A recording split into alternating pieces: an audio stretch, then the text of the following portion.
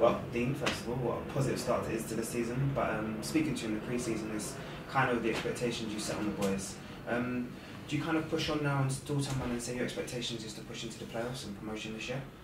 Not really. I mean, we don't change what our expectations were anyway. The players, a bunch of players that want to keep getting better, so they'll keep pushing each other.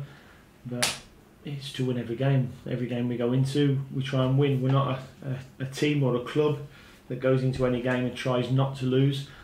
You know, their philosophy is to go into each game to try to win it, and the players will keep doing that. And there's a competitiveness about every training session that we do, and we take that into matches. Speaking on sort of that emphasis of going into each game, there's kind of been a trending theme of managers having to be adaptable in this modern football. Is that something that you kind of take into consideration, especially when you play against teams of a similar sort of ambition to yourself?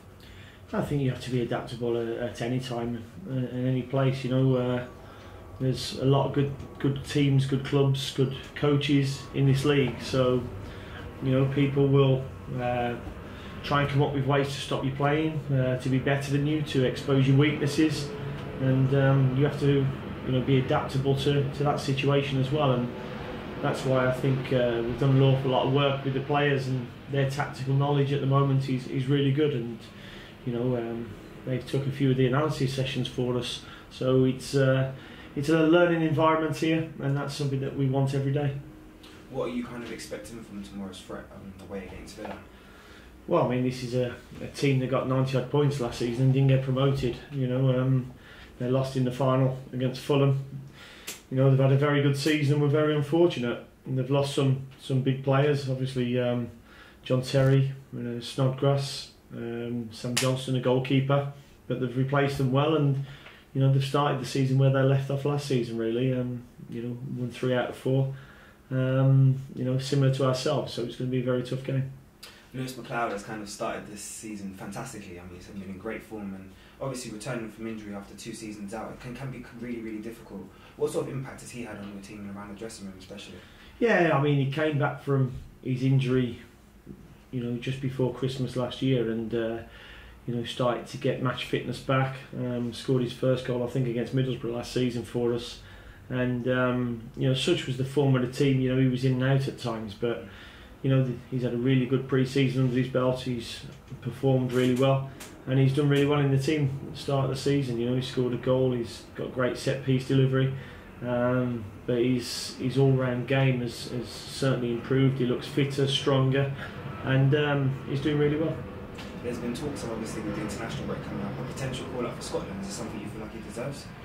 He possibly does, yeah. I mean, you know, he started off his career really well at Rangers, and he was the name on everybody's lips, and he's come to England to prove himself. And you know, unfortunately, he's had, you know, an injury hit period, but he's come through that now, and he's starting to show the player that we saw, that the football club saw, and the potential that he's got. And I have no doubts that he'll start getting better and better. So you know, if a call comes his way, then there'll be nobody more pleased than myself.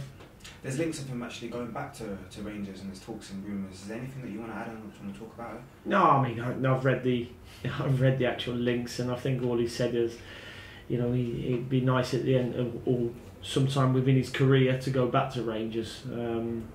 You know, because he played for them at a time when there was a lot of unrest at the football club, with the finances and the relegations that they had. And he was the shining light that came through that, helping them get promotions. You know, so, but it's his boyhood club, and you know, it's a team he still follows very closely. Another potential links departure is there was a reported bid that Stoke are preparing for Ryan Woods. Is there anything that you want to sort of add or talk about?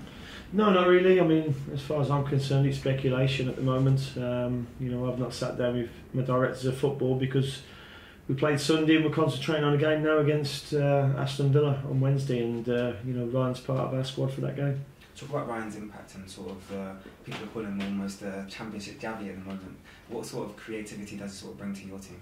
Oh, he's done very well. I mean, you know, he certainly reminded me that he can't do very well sat behind me like he is at the moment. But that's because the team have been doing really well, and he understands that. You know, we had the we had the offer for him earlier, which never met the valuation, and the club have always stood firm. And Ryan's been very aware of that. We've kept him within the loop all the time, and he's been comfortable with what's happened. But we all know, young lad, can get his head turned by the sort of finances that get spoken about, and he wasn't in a great place. So he weren't involved for the first game, but he's trained really, really well and worked his way back into the squad. Got on the bench on Sunday against Sheffield Wednesday, and he's put himself in contention now for tomorrow night. A real positive around the club today, obviously the addition of Josh Da Silva. And what sort of ability does he bring to your squad? Well, I mean, I think everybody knows we like to sign players that have an awful lot of potential. He was part of the 19s Euro winning squad for England. He's a player that we've been watching for a long time, and really got alerted to the possibility when he turned down the contract at Arsenal. And I think he felt he didn't want to be one of them players who stayed there and went out on loan. He wants to push for the place here, and he's seen a lot of players who've come here, developed, and gone on or bettered themselves or made themselves better here, and that's what he would like to do. He's an excellent footballer, centre midfielder who can get box to box. He's technically very good, but he's got a really good personality as well. He wants to develop and get better. And just finally, obviously, speaking about him, he's only 19, but I'm guessing you do consider him as a first team addition, or is he somebody that you want to develop? No, he's a first team addition, but he's going to have to develop as well and work his way into the squad, which he understands. And we've had a conversation with, and we'll be sitting down with him in the next couple of days to sit down and get a 4-week programme for him to get him up to speed with things and see where we go from there. Thank you, Dean. Brilliant. Shall I go next? Dean, following on the significance of the signing of Josh Da Silva, the other Josh McEachran, interviewed on the radio the other day, talked about the moment a penny dropped for him at Chelsea was he came back from loan, and at the training ground there was a first team squad, an under-23 squad and a loan squad, and he realised that he was going in the loan squad. In reality, he wasn't going to get a chance in the first team squad. Do you think the penny is dropping for more young players that actually they would do better to come to places like Brentford and hang around, should we say, in big Premiership clubs? I think Josh speaking about that on the radio, and the fact that Josh Da Silva's made that decision as well, will tell you that I think a few of them are. There's lots of press reports now on keeping tabs on the players who've done so well for England in the World Cup and how many minutes they're playing now. It's important that these young players are getting minutes and developing if we want to be producing the sort of performances that we got in the summer. On Ryan Woods, I take it from what you said that no club as of today has yet met Brentford's valuation of the player. Not that I'm aware of. Okay. Alan Judge, you talked about Lewis McLeod. Alan Judge, another player with serious injury, has come back. I think most people probably surprised to see him out there, but actually tackling ferociously. Tell us about what's his attitude now at the moment. His attitude's fantastic, and it always has been. He's a bottle of pop out on the training ground. He's great to have out there. Energy levels are always up there, and we know that he had a nasty injury, but he's a little bit like me now. We don't want to talk about that because it's such a long time ago. He's been fit for me for 7-8 months. But I mean, the good thing for him is he's got a really good pre-season under his belt. He feels in a good place, and he's been playing and training, done ever so well. Led the team out against Southend in the cup last week.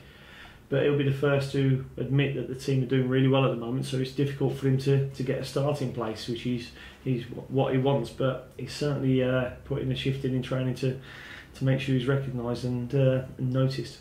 You've got 4 French players in the squad now. Sometimes they arrive with little or no English. I think that was the case with Neil Mopé. I think it's a situation with Saïd Benrahma. How helpful is it be that you actually have a French coach in your team in Nicolas Jauvet? It certainly helps. I mean, I certainly picked the wrong language to learn when I started learning Spanish. So, we keep signing these French players and I'm speaking Spanish to them and they can't understand me. It's terrible. But no, Nicolas, he's been very good for us. He's been a great addition to the club, and he's certainly helped the French lads settle in. Neil now, he's very good. He's got very good English. As is Johan Barbet, Julien Janvier certainly had a good English before he came, and Saeed is just got into good morning. Could you just tidy up one loose end on this captaincy issue? We understand that the players vote for anyone in the squad that they want to. There's no kind of short list that they have to work off. But there was a story, I think it was in the Times about a week ago, that actually there'd been a vote to choose a player who then didn't want to be captain. Is that true? No, it's not true. I can rubbish that story now, so that's very good. Josh McEachran and Alan Judge were winding up Sergi Canos that he was going to get voted for captain. But when we actually voted, it was Henrik Dalsgaard. So, I can certainly rubbish that rumour now. One thing that we have seen is that the one who has been voted as captain has certainly produced the biggest numbers in terms of output that we see. So, they're taking that responsibility serious and certainly performing out on the pitch, which is good for us. Thanks very much. Cheers. Just one last thing before tomorrow night. In terms of team news, any changes from the weekend? Well, I can't actually tell you changes if I'm going to make any, but we've got a fully fit squad again. Obviously, Emiliano's still out, but we've got a squad. We've got the 18 and Josh Clark from the other night.